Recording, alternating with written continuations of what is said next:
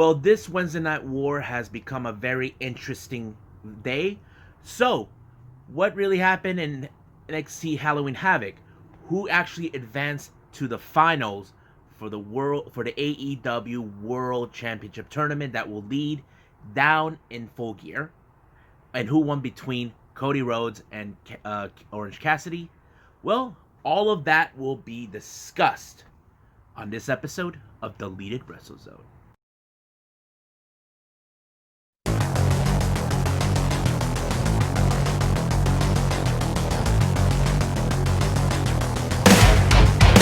Are you ready?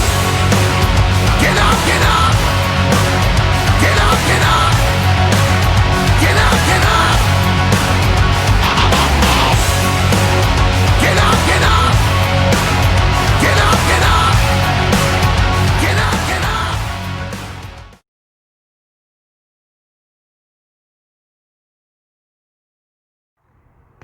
Hey everyone, welcome to Deleted WrestleZone, all things pro wrestling from AEW, NXT, New Japan Pro Wrestling, Impact Wrestling, the National Wrestling Alliance, many matches, promotions, wrestlers, and championships. I'm your host, J-Rod here.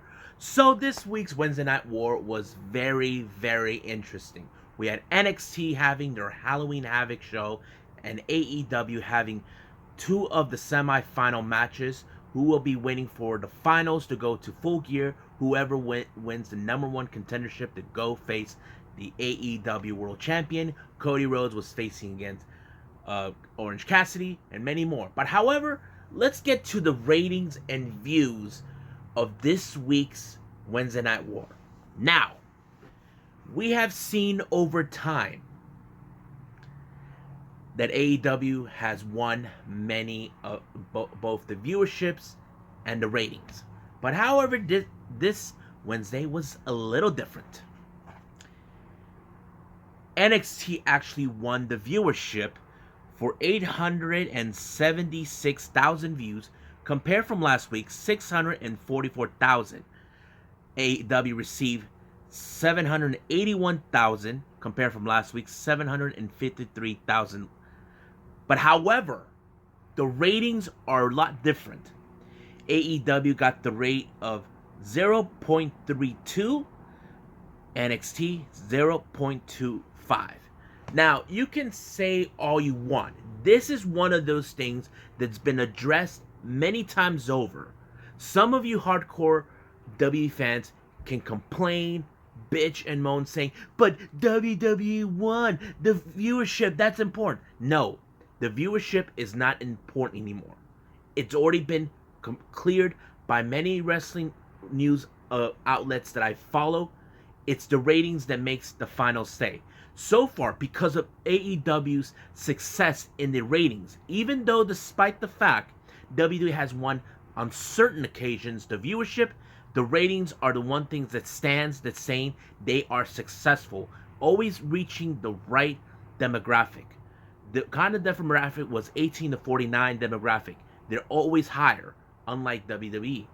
So it's already been explained many times over. Because of the ratings that the AEW has put on, it allowed TNT to give them an extended contract, which was the last thing that Vince McMahon and WWE were expecting. But WWE are self-aware that the ratings are not good in their favor. However, we have witnessed during those couple weeks of time period, during the NBA Finals, that AEW and NXT can succeed when they're not colliding with each other on the same day. So there has been talk that USA Network would like to move NXT to a Tuesday night event.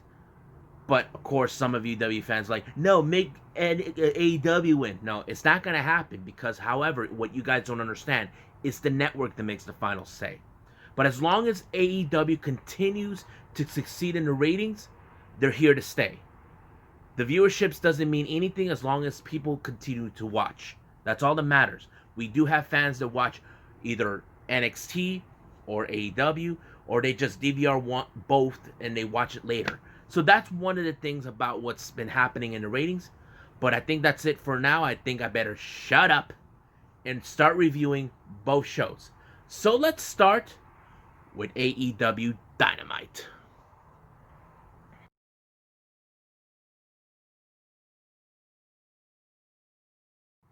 Okay, AEW Dynamite had a great show today. Apparently, I did enjoy what they had for today. It started out with an interview with Wardlow and MJF. As you know, Wardlow is in the semifinals to face off against Hangman Adam Page.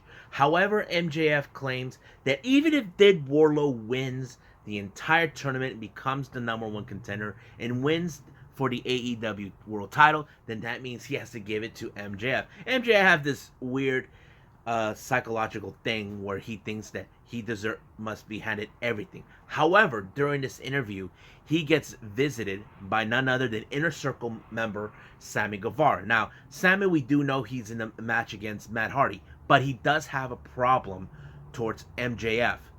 He doesn't want him involved with the Inner Circle, doesn't want him to be part of it. That's one of the things that it leads to a possible rivalry between both he and him. But however, they will confront each other at the town hall meeting that was set for on Dynamite. That it became very interesting.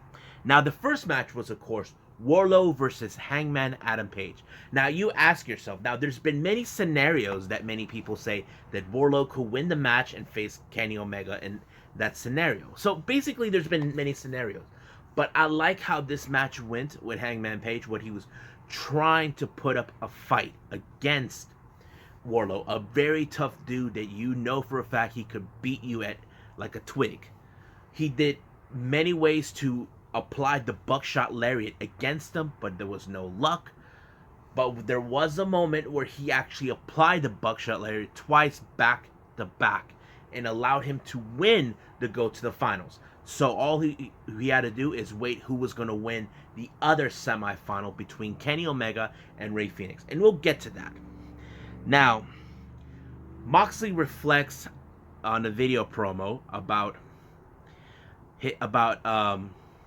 Eddie Kingston, about who he was, that he was a great friend. But however, what happens next, if he does quit, then that's going to be his own fault. So he's playing this psychological type of story where even though Eddie Kingston said, I never quit, I never tap out, he thinks that he can make Jon Moxley quit. But however, Moxley is confident that he will walk out as the champion to force him to say, I quit.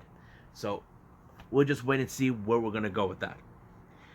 Now, then we jump into the match between Eddie Kingston and Matt Sydal, but he did have the Butcher, the Blade, and the Bunny by his side.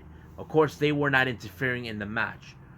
But however, before the match even started, Eddie Kingston went on again with that whole thing where he was never eliminated from that Casino Battle Royale, even though that match was won by Lance Archer. But of course, Eddie Kingston looked right dead in the eye, telling him, you did not eliminate me. I wasn't eliminated. But of course, that's not what they see. So that's always been. And of course, he said that he never tap out, he never quit because of that match that he was in with Moxley, even though Bryce called it knowing that he was unconscious and all that stuff. But the match between him and Matt Sydal, the match was going more of a type of submission style and more of a brawler type match. Matt Sydal tried to apply many times over his submission moves that he's been applying, that reinvented him to be better. But however, it wasn't enough. But Eddie Kingston was able to apply Moxley's signature move, and when he won the match, he's trying to visionize Moxley to say the words "I quit." So he was telling Matt Sydal, "Quit, Moxley, quit Moxley," and of course, Matt Sydal, who's role playing as Moxley, he quit. So Eddie Kingston is already now confident to believe he could win at Full Gear for the AEW World Title and make Moxley quit. But all we gotta do is wait and see until Full Gear what's gonna happen. They will face next week on Dynamite. Now, the next thing we have is an interview between FTR and Young Bucks. Now, however, there's been a bit of a talk with FTR. As you know, this whole thing between FTR and Young Bucks. We all been expecting this dream match, but Excalibur, who did the interview, said this: that why will you jeopardize by injuring Matt Jackson? He said it wasn't jeopardized, so they kind of being in denial. But the more that Excalibur was asking questions to the Bucks, FTR took off. But however, the Bucks made a stipulation. If they don't win the AEW World Tag Team titles, then they will never, ever face off for an AEW World Tag Team titles. Now, there's been someone who's posted this on Twitter saying it's the same thing with Cody. What did they decide to do? The TNT Tag Team Championship titles. I mean, that could be a good idea, but we just wait and see where they're gonna go with it. I mean, that's something I don't know if that will ever happen, but we'll just wait and see.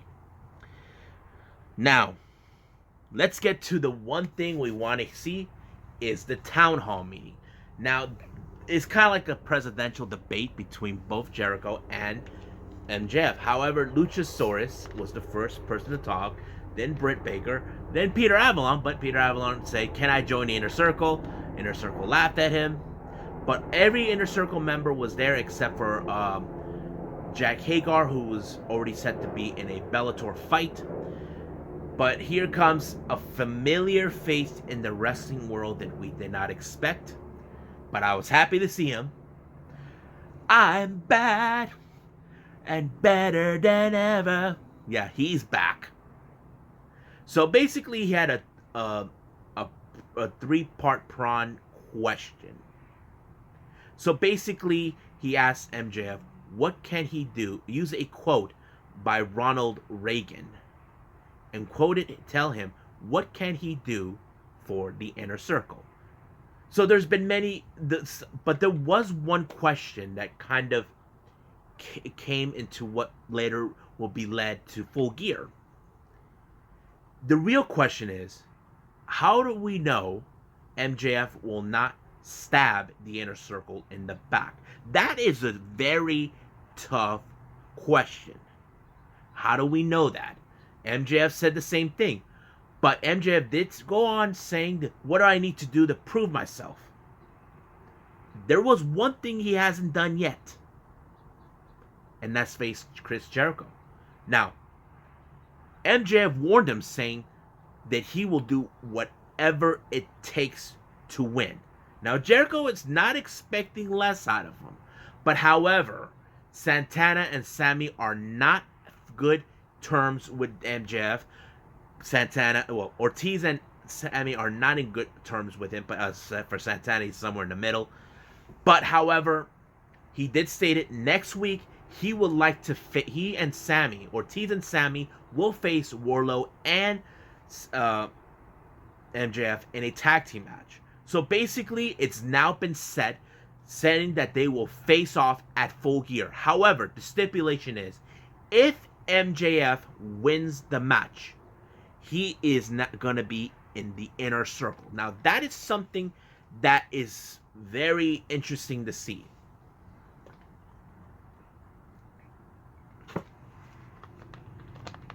So, it's already been set, Full Gear for that. I'm excited to see how this is going to go. Now, let's jump into the TNT Championship match in a lumberjack match setting between Cody Rhodes and, of course, Orange Cassidy. Now, there has been many moves where we've seen the best friends getting in the way to attack Cody and all this. That's always been the lumberjack matches, the way it went down. But however, the Dark Order hasn't forgotten what Cody did to them. They were still in disbelief, believing that if they can continue to ensure Cody retains the title, that it might go back to the Inner Circle. But however, John Silver decided to get involved and cost Orange Cassidy the match. So it became a full-on melee. But now it's been confirmed now for the buy-in at Full Gear. It's going to be Orange Cassidy versus John for Silver. So basically, this is not over between them. Now, As you know what happened because of the match, the best friends went to the locker room. They were greeted by Kip Sabian and Miro for giving them an apology for what happened. But however, that whole thing was a lie. They ambushed them and beat them to the ground. So now it's going to be a feud between Miro and Kip against the best friends. So I think this is becoming something interesting to see. I like to see how this feud is going to go between them. Now the next match, it's for the NWA Women's World Championship. Now I mentioned on the news update alerts that Thunder Rosa lost the title to Serena Deeb at a United Wrestling Network match for Primetime a couple of days ago, and Serena Deeb actually signed and won that match in the speculation. Now she's putting this title on the line, but she did state it, winning this match means everything, but at the same time, that title means it's a legacy, which is true. She has a legacy of people who held that title, dating whenever that title was established. So her match was against a Russian wrestler named Layla Hirsch. They call her the Legit. It was a pretty good match. Very much a bit Layla kind of throwing a bit of the submission moves, which is pretty cool to have seen. But I like how Serena Deeb was putting her heart to win this match. Like, she wasn't gonna surrender easily to someone like Layla. But fortunately, she did continue on and won the match. And practically she continues to be representing NWA. But however, she is under contract with AEW. So that sort of thought is still open. I will explain more about that on the final thoughts, how this is going to go. Now, let's go to an interview with Hikaru Shida. Now, we all have known about Hikaru Shida being the most dominant women's champion they have. However, Nyla Rose hasn't been the same since losing the title to Hikaru Shida at Double or Nothing. But this time, she did issue a challenge against her. So Hikaru Shida accepted the challenge, and this time it will take place at Full Gear. So she accepted the challenge at Full Gear, and this is gonna be awesome. So we're gonna got Shida and Rose Part 2. So I'm excited. I hope you guys are excited to see this. Now the next match we have is Shawn Spears versus VSK. This became a squash match. However, Shawn Spears was about to do that was being taunted by some guy in a cow outfit, tossing stuff at him. Now Shawn Spears wasn't enjoying it, so what he does, he turns around and gets his glove loaded, unaware to him, and I kind of suspected it. It was Scorpio Sky underneath the cow outfit, or the bull. And then he kicked his ass right in the middle of the ring. So, there's the old saying, don't mess with the bulls, you get the horns. How ironic is that? Now, the main event, we have the semifinals for the AEW World Championship Tournament between Rey Fenix and Kenny Omega. This is one of those matches you know for a fact you don't want to miss. But the match was great. Kenny is now slowly becoming the cleaner. But what surprises me, he was wearing a shirt. Underneath the shirt, he has the AAA Mega Championship on his waist, taunting Rey Fenix right in his face, including Penta. Because if you guys don't know this, it was Rey Fenix who was the previous title holder of that championship in AAA, and it was Kenny Omega who beat him at a AAA match. So that is pretty cool to hear. But the match was great, very psychological, a lot of V-triggers. Penta even tried to break his arm, and he did. But the real question, could he apply to the One-Wing Angel? Which he did, which was unbelievable. I liked the match. It was dope. I loved it. But now it's been set for Full Gear. The finals for this tournament is going to take place at Full Gear. Hangman Adam Page versus Kenny Omega. I'm excited. Hope you guys are excited. But right now, let's jump in to NXT Halloween Havoc.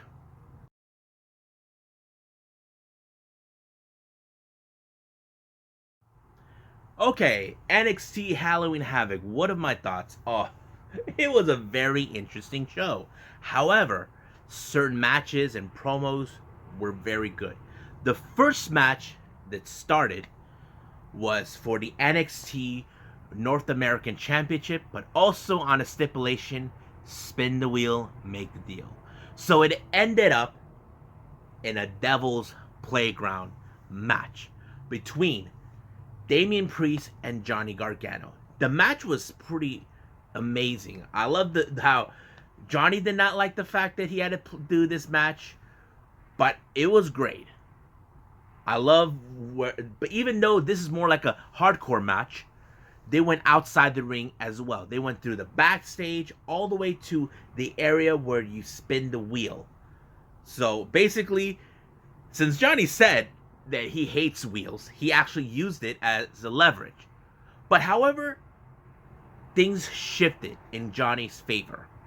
An unknown person dressed up as the Grim Reaper handed over Johnny Gargano a tombstone and whacked Damian Priest off the top where the spin the wheel is, and of course allowing him to win the North American Championship. So basically, one part of their prophecy to fulfill the destiny of the Gargano way has completed. But the real question is, who in the world is the guy dressed up as the Grim Reaper? So that practically is still unclear.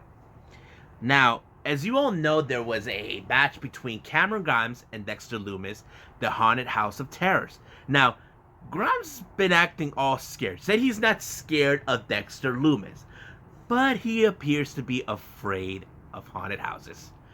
So he was told he was going to get picked up at the parking lot. So he wasn't trying, he was running. But William Regal's trying to tell him he needs to be by the parking lot. And he's trying desperately, but does that. So he was being all scared. Now, as you all know what happened last week, we have new NXT Tag Team Champions.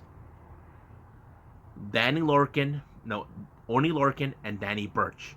But all of a sudden we saw the surprise appearance of Pat McAfee. He was, in fact, the one that made sure they win. However, certain questions have now been answered. Pat McAfee revealed during this time that he was the one who plotted using Rich Holland to take out Adam Cole. But who was responsible to take out Roderick Strong and Bobby Fish from the equation? Pat McAfee. So he was behind the whole thing all along because he hasn't forgotten. He may have lost the match against Adam Cole at TakeOver 30, but his feud with him is far from over. So basically he's trying to form a faction that will overthrow the Undisputed Era to make them the most dominant force. But however, it almost went his way, but fortunately we had the sudden appearance of the only Undisputed Era member who was there, Kyle O'Reilly, who hasn't forgotten what happened. But appears we were surprised with the arrival of Pete Dunne. We all assumed he was going to be by his side to take on Pat McAfee, but it did not turn out that way. Pete Dunne stabbed him in the back with the chair, and they attacked him, breaking his arm off. So it appears that Pat McAfee had everything planned out. So he believes now that he, Lorcan, Burch, and Pete Dunne are now going to be the one group that's going to overshadow the Undisputed Era. But believe me, this is going to be an awesome feud between the two factions. Who's going to be the best? Whoever is the dominant force in the NXT brand. So we just got to wait and see when Adam Cole and the rest of the Undisputed Era showed up. And this war between them is going to continue on. Now, the next match is a non-title match between Jake Atlas and Santos Escobar. As you know, Jake Atlas wants to be the next competitor to face Santos Escobar for the Cruiserweight. Santos showed up in the famous gear that Rey Mysterio won in a Halloween Havoc in an Eddie Guerrero match, the Phantom style. So he dressed up in the gear like that to represent the history because he believes people needs to respect the culture. But once again, as always, Legado keeps getting themselves involved in the matches. This is what Isaiah Swerve Scott's saying. He is not a champion. He has Legado to ensure he wins. So it would have been in Jake Atlas's favor, but however, Legado keeps interfering as always. So we'll see what's going to go down. But the Haunted House of Terror was so crazy. Much of the entire time, Cameron Grimes has been scared, even on the way to the place. He tries to run while Dexter Lumis and zombie-like creatures show up out of nowhere. So basically, Cameron Grimes said he's not afraid of anybody, but he is scared of haunted houses. And he runs for his life. Runs like a scared little girl like you see in a in a horror movie that you've seen. You've seen those type of movies. You have the one victim that tries to survive and leaves the house wherever they were. We've seen that in Texas Chainsaw Massacre, Halloween, all of those. So think of that. And somehow, Cameron Grimes ended up going back to the NXT Capital Wrestling Center. But all of a sudden, zombies show up. Dexter Lumis show up and put him in that little submission that he normally used to win his matches, and that kind of allowed him to win.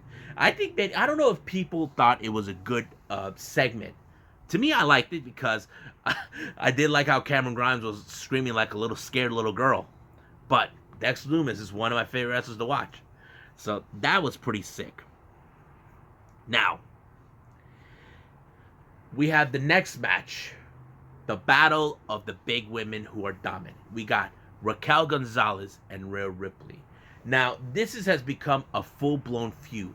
Rhea Ripley has been dominant ever since she became the NXT Women's Champion. But however, Raquel Gonzalez is trying to say, move over, Rhea Ripley. I'm the dominant one. So this has become a battle. Who is the baddest woman in the NXT? It was a hard-hitting match. You can see Raquel Gonzalez being the most dominant force as possible during the match. But however, you cannot count out Rhea Ripley's, termination to prove she is still the baddest no matter what. And apparently, she is still the baddest. Rhea Ripley won this match. But I don't know if the feud will continue between Raquel Gonzalez or is it squashed. So, that's something I just gotta wait and see in the upcoming weeks. Now, let's talk about the main event for the NXT Women's Championship in a spin the wheel, take the deal. This time, it ended up in a tables, ladders, and scare match. The title was on top of the ring as a regular standard ladder match. But much of the match was so intense. It was so unbelievable. I did not expect this one to go like that at all. I seeing Io or Candice getting involved in tables and ladders and chairs, all the toys in order to ensure to hurt the opponent. But it seems like everything was going great. But once again, the Grim Reaper showed up and trying to ensure Candice LeRae wins the match. But however, the host, Shotzi Blackheart, took matters in her own hands, grabbed the Grim Reaper, whoever he is, and landed him on top of a stack of chairs right in the back of his head. Yeah, you heard me. The back of his head. But however, Candice LeRae was so close in winning that match. So Io Shirai even set up a ladder right next to her. But once Candice was able to get her off, Io Shirai used her head. She pushed the ladder that she was in right on top of a ladder that's already been flying between the commentator's table and the ring, and blammo! She landed right there, allowing for Io Shirai to retain her title. So it appears half of the Gargano way came true. But the real question is, who is behind the Grim Reaper? I guess we will have to find out next week. I'm sure Candice LeRae is disappointed that she did not win this match and all of that. So let's talk about the final thoughts right about now.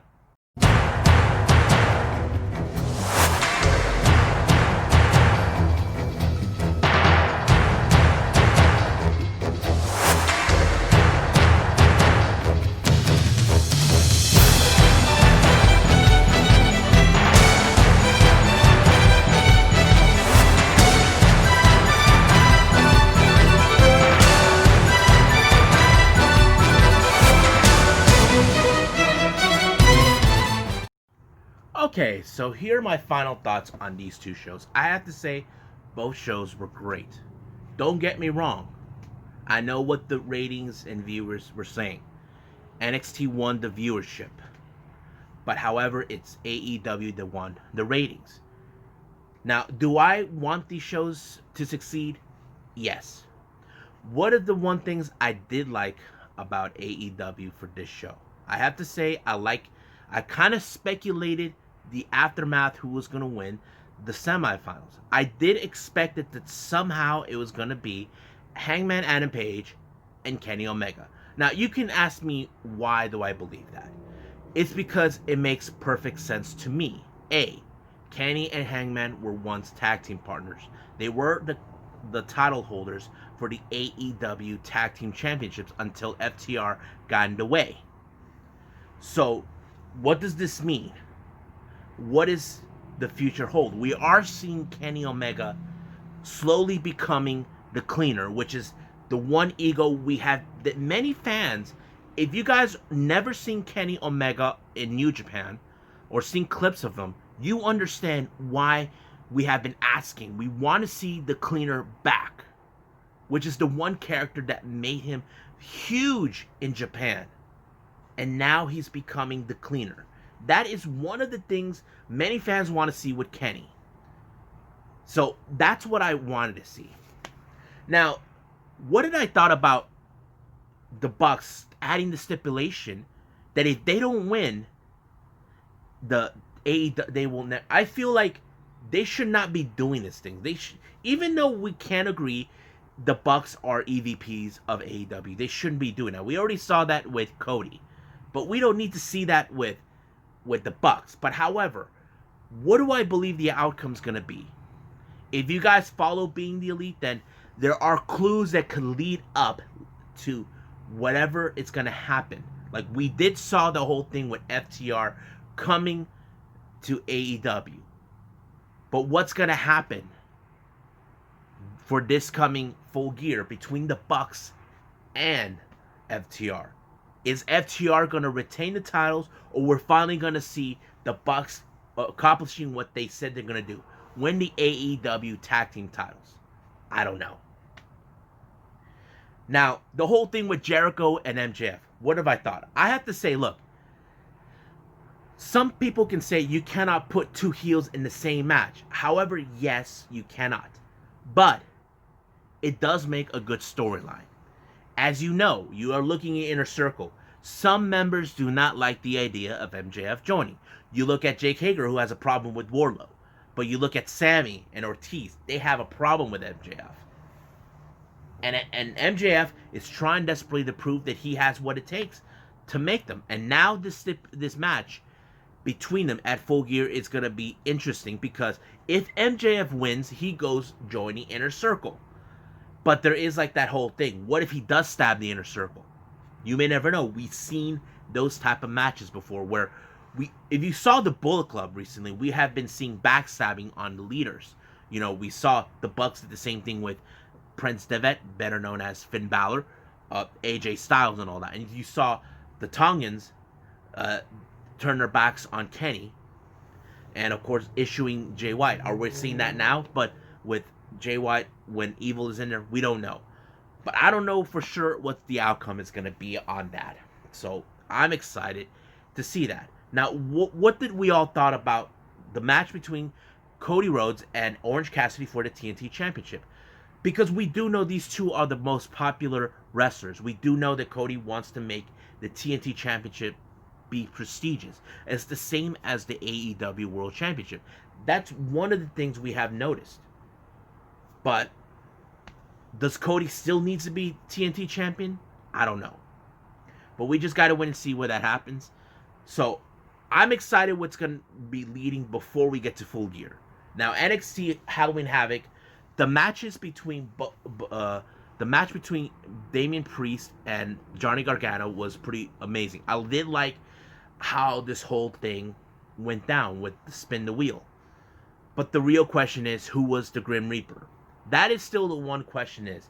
Now, my personal theory, there's only one person I can think of. It could be the Grim Reaper. I don't know if you guys would agree with me. The one person I think it is Austin Theory. He lost his way. What if he feels, okay, Johnny Gargano, the Gargano way is the only way to make him bring into greatness? That's my speculation. So that's one of the things. Now, this whole thing with Pat McAfee coming out helping Danny Burch, I do believe, I do picture it was Pat McAfee behind it. Because it does make a good feud. Pat McAfee started this feud with Adam Cole, and it's going to be a full-blown factions war. That's the way I see it. But seeing Pete Dunne siding with Pat McAfee, that's going to be interesting to see. So I'm kind of curious how this is going to play out, but the real question for me is when the Undisputed Era will come back and put Pat McAfee and his cronies in their place. So the real question, who do we root for? Pat McAfee or the Undisputed Era? For me, I have to say I'll go for Undisputed Era. Reason I do like these guys was because Adam Cole was a former member of the Bullet Club, and 2, Kyle O'Reilly, known as Red Dragon. Amazing tag team.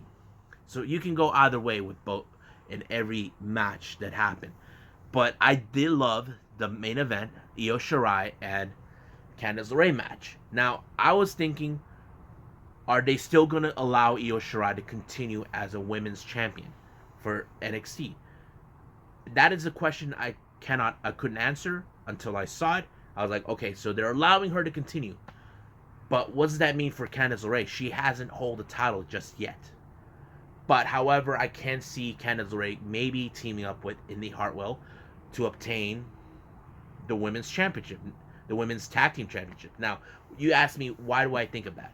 The women's tag team championship is currently nowhere affiliated with neither brand. It could go to any brand. It could go to Raw, SmackDown, NXT, maybe NXT UK.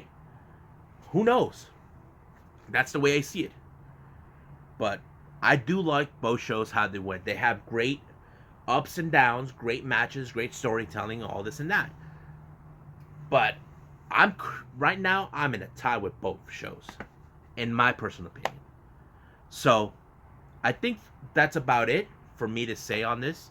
So I hope you guys enjoy me reviewing, explaining you guys the thoughts of my matches on the matches on this one.